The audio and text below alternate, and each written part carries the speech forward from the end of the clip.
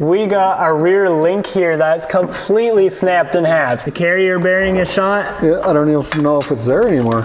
Seriously? Oil got in the actual pipe and it's still dripping a little bit. Hey guys, welcome back to our channel. Right here I have my 2015 Dodge Challenger RT. As you can see, we've been doing a lot of body work on the outside of this car because we're completely rebuilding it because it was in a rollover accident before. But we're actually going to pause the outside work for now because there's a bunch of hidden damage underneath to do with the suspension. There's a couple broken pieces and right now it's not really safe to drive and we want to make it drivable again. So I say let's take a look at some of that damage.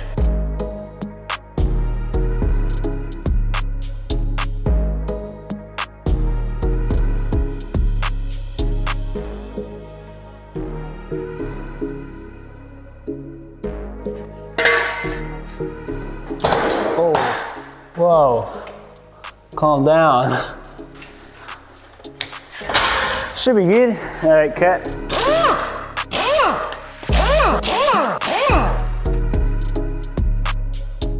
Oh, here it is. It's way over here. We got him. That's the furthest I've ever sent lug nuts.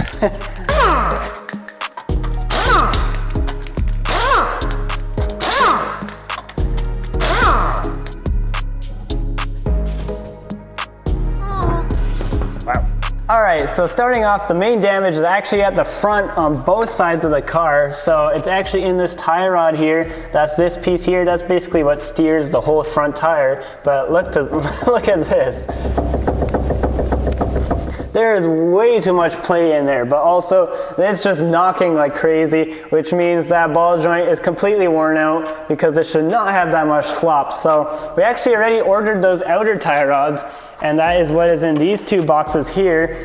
And the strange thing is, we tried on the other side and it has just as much play, which means either it's just worn out, which is also a weird thing because this car only has like 35,000 kilometers on it, which is like 21,000 miles, which is not that much for how worn out these things are. But also this car was in a rollover accident. So we're thinking that might be the reason why they got worn out. Maybe the tire got torqued really hard or something. So just in case, we also bought the inner tie rods as well. So that's basically the whole steering system to connect to the wheels, just to make sure that those aren't bent or torqued or anything either. So that's for that front damage there. Really weird, but we actually also got something at the back that's damaged too. So let's take a look at that. All right, so coming to the back driver's side of the car here, we actually noticed this a while ago, but take a look at this. We got a rear link here that's completely snapped in half. This is like a forged aluminum part here and it's just completely sheared off. That's pretty crazy. Clearly something got hit pretty hard here. So hopefully there's no other damage, but we already ordered that rear link in and it's a pretty small little part and it should be pretty easy to replace. So that's a brand new one, super lightweight. What's also crazy is how much this whole wheel was actually just moving around before. I'll actually probably put in a clip of you can actually just see the whole tire moving in and out, which should not happen. And it's actually just because this link snapped, so.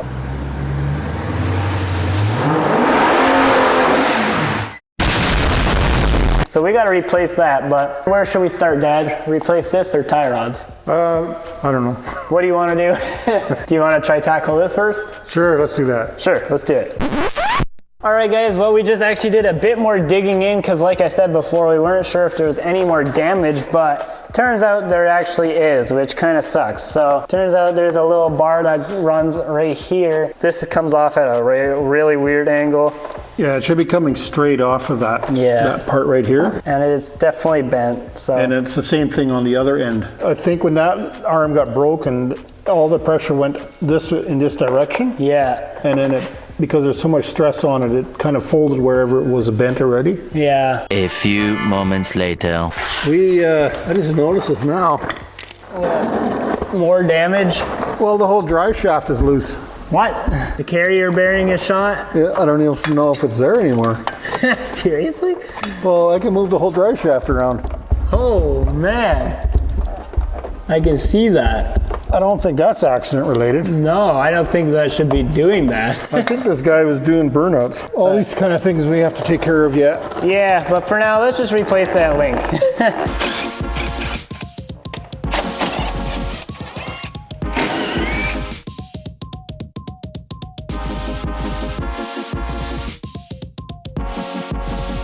half a river under there. Half a liver? No. I thought you said half a liver. Yeah. Half a riverbed, that makes sense.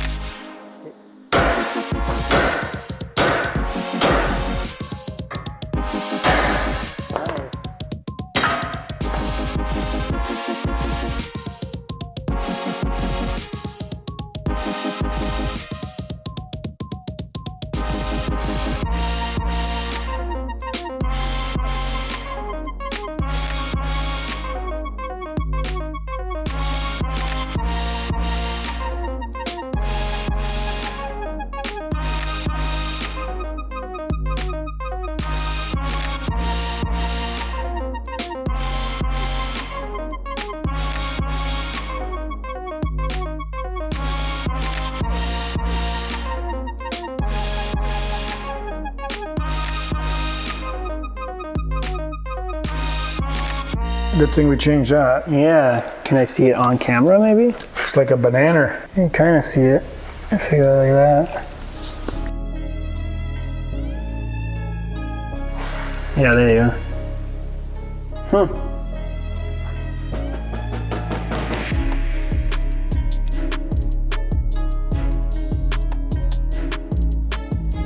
What's with them putting tiny pieces in massive bags? Yeah. There you go.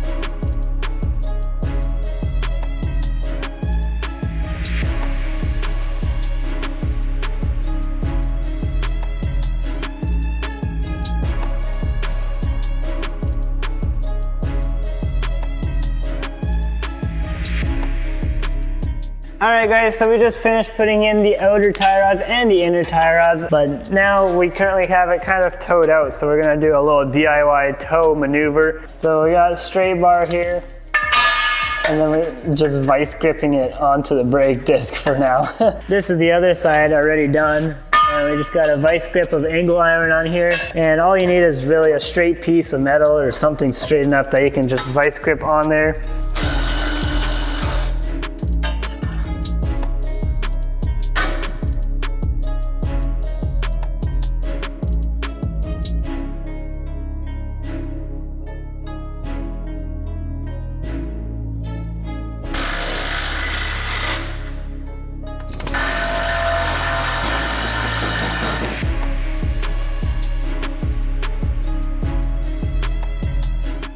So we just did a preliminary adjustment there, but now that you have the two bars on here, you can actually just measure from one end to the other end, and then you do that on the back of the bar, and that will show you how much each one is off. 163. Yeah, we're still way towed out.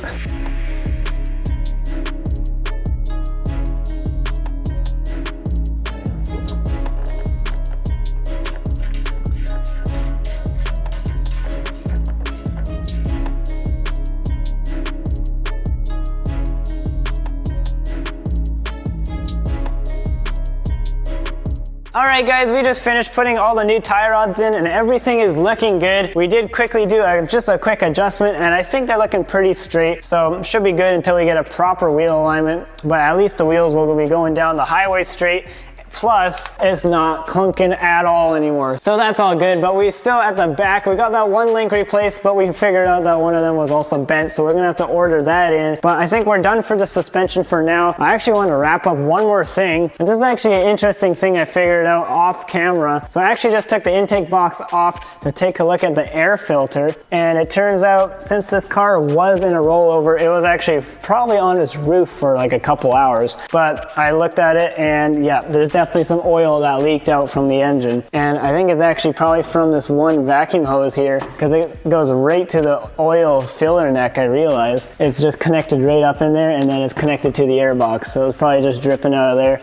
So either way, this thing is stinking heavy now because it's just soaked with oil, plus oil got in the actual pipe and it's still dripping a little bit.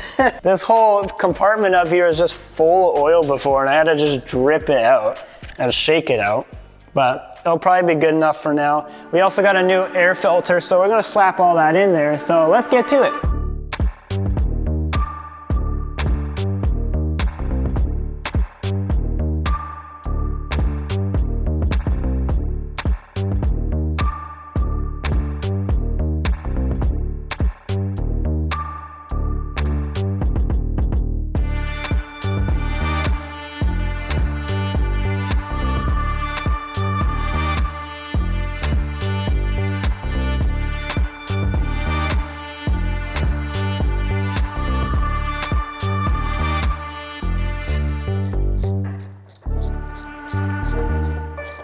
You have to make it really loose.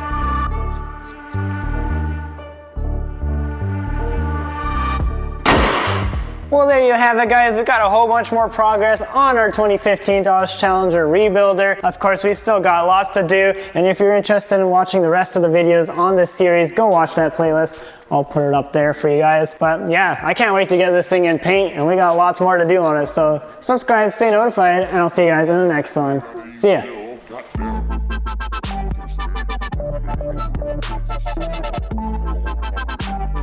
For this video, we're actually going to be pausing that because there's a bench. So that's good. There's got some tight. I kind of didn't know what I was going to say.